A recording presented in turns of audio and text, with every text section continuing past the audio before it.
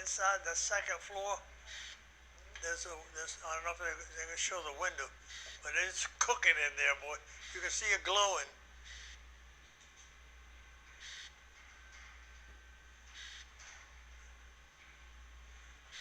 And we laugh because there's one guy putting up the ladder when it should take three. And I said, damn it, get the thing right. Put 3 guys on there. But that's a tiresome job. You get tired quick. Well, you're carrying all that weight. You get tired quick. And no matter how tired you get, you're still going to work for hours. So, ain't none of this, I'm tired, I'm going home.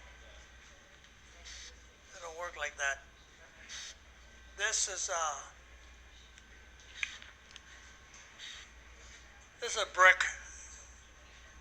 The city bought it. It's a good radio. It's got long distance. It's got long life, in the battery.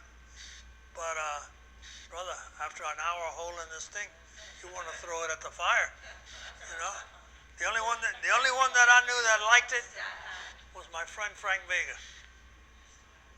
Mr. Frank liked this because Mr. Frank used to check out the back part where all the bums were behind my house. There's trails back in there, and he walked back through there. It was lighting fires, and he carried this. And I told him one day, I said, Frank, you want me to get you a nightstick or something? He says, no, I'm all right. I said, what do you mean you're all right?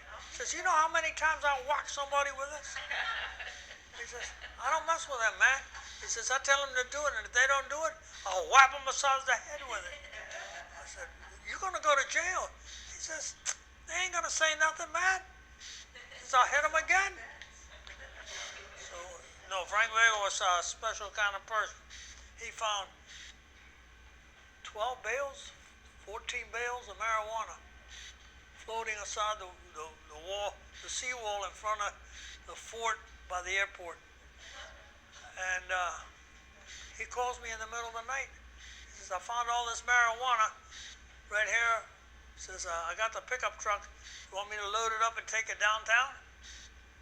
I said, boy, if you ever do anything in your life, don't do that. I said, you put that in your truck and you start downtown and a cop stops you. You try to convince him that don't belong to you. So I was going to turn it in. Yeah, right. Hundreds of thousands of dollars. Yeah, right. But anyhow, we're going to go upstairs. And we are going to go upstairs. Got to take your time, because I slipped over here, and this is where I broke my leg in 2 places. Well, if I could go up Brian's house, I could go up you go to my house, you can do it my house. You can do it all day long. Yeah, just got to take your time. That's it. But if it didn't have good place,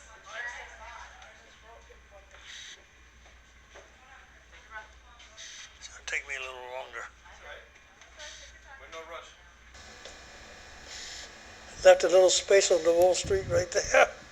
And on this side of DeWall Street, it didn't hardly burn. And it shot across this way, and it went all the way up to the Coast Guard building right here. And from here to so anyhow, behind you, remember that photograph downstairs? There it is there. 1897. That's the chief, and that's all his higher officers, and that's, let me think now, that has got to be a hose wagon, a steam engine, and ladders. And that's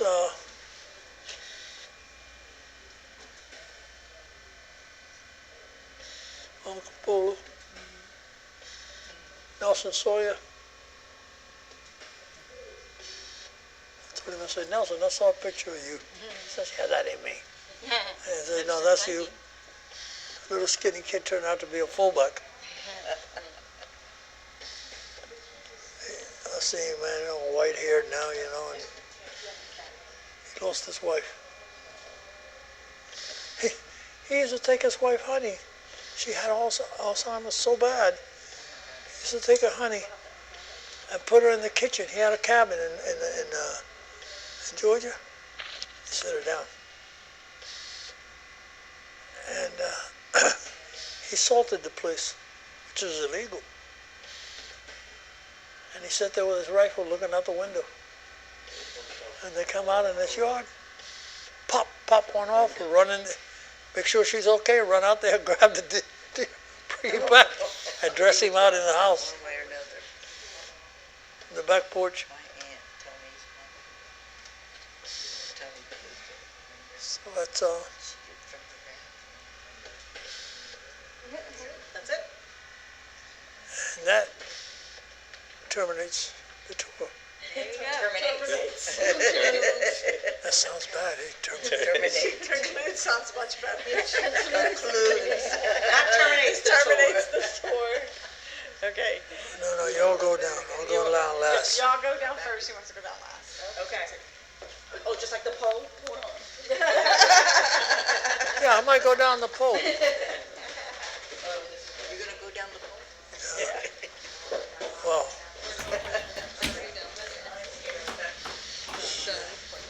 in my wildest dream, I couldn't be drunk enough to go down that pole. Huh? I try to keep it up. Did a good job, Daddy. Good job. Happy hand. Daddy, you want to take that tonight? Oh, I had a blood blister. Oh. Oh, here in front of you. Okay. One at a time. Slow.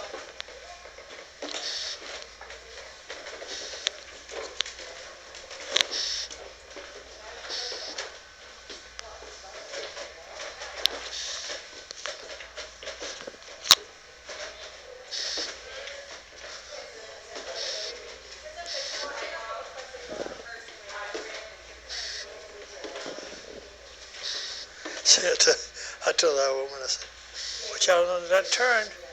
She was about from here to you. I done like that, and I waited for her to make it down. She made it all the way down.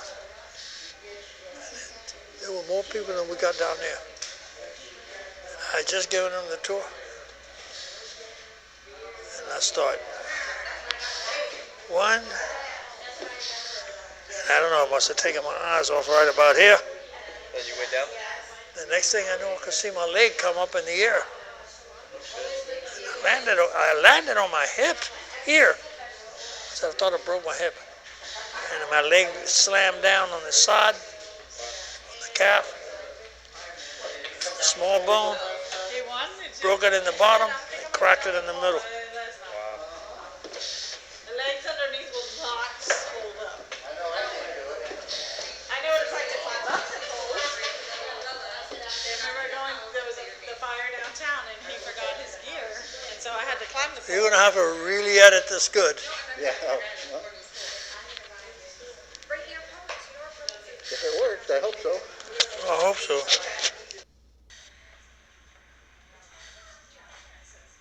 We found a couch just your size. Okay. The painting that you see here, that's a carving. That's not a painting, it's a carving. That's nice. And it's carved from the back out. It's a hotel that burned. And you can see the fire for 25 miles. So we lost everything to the corner. And lucky that's all we lost. So this was a gift, and it has to be from turn of the century because it's a ladder truck pulled by horses, and so this is before motors.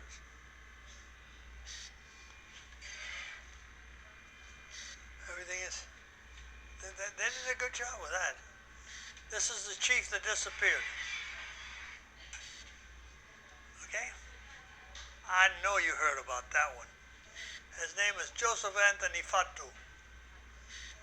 Bum Fatu. And Bum disappeared March of 76. He was found guilty of trafficking and association. But some people say he made it to Costa Rica. Other people say he didn't make it. He only made it halfway. Other people say he was murdered in Miami, thinking he was going to Costa Rica. But right now, nobody's for certain where he's at. He'd be dead anyway, because he was already 56 back in 1976. So they took a photograph of every chief in the paid department since 1886. That took a lot of tracking down to get photographs from all those people. Come all the way around to the current chief there. I think that one there's going to be when you hear your underlings complain, you must be doing the job. Billy's down. Oh, you must be. I was gonna say Billy's down. Yeah. Yeah, it's Billy. Billy. Yeah, but they were asking him if it was his son Billy. Yeah. But that was the dad. So yeah. That's the dad. His uncle, sister, And that's Dickie. That's the one that got killed in the car wreck. Him and his wife. His wife, and the guy that owned the Miami Subs franchise here. Oh, really? Yeah, they took his motorcycle to Fort Lauderdale, and coming back, he got caught up in a traffic jam. Tractor trailer lost its brakes, pulled right on top of him and crushed it. And the car exploded. And of course, I'm the best looking one there. You're right in the middle too. And that's Bum there, over there, that same desk. This desk. And, but that man had the gift of gab, brother. You could be standing right here, and you be telling you ask, what color is that? You tell him green. It's black. And then you give him a couple hours, and you'd be walking out there swearing that it's black. Had you convinced them? The man could convince you of anything. This is opening day. I don't know why they put that picture there. That's the ugliest fire truck in America. It looked like they made it in the backyard.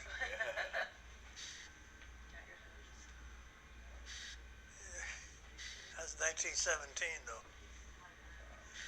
We got a lot of Germans come down here. Of course, it's two marches ago. They stopped all of that, you know. But they'd be coming here. And they speak English better than we do. Yeah. Perfect English. Perfect English. And I said, how come you guys speak it like that? Oh, we got choice, French, English. We'd rather speak English. It's more usable.